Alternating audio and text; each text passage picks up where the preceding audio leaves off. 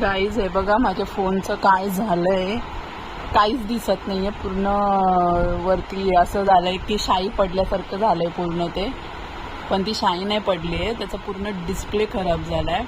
हा OnePlusचा फोन आहे. माझ्या एका फ्रेंडचा पण सेम प्रॉब्लेम झाला होता.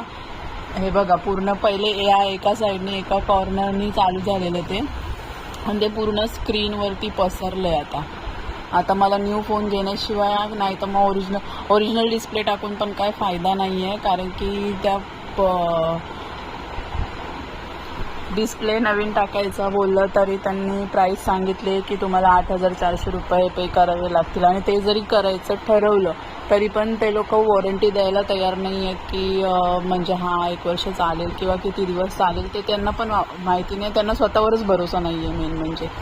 तर मग त्यापेक्षा अजून थोडे पैसे टाकून नवीन फोन घेतलेला बेटर आहे असं वाटतंय मला.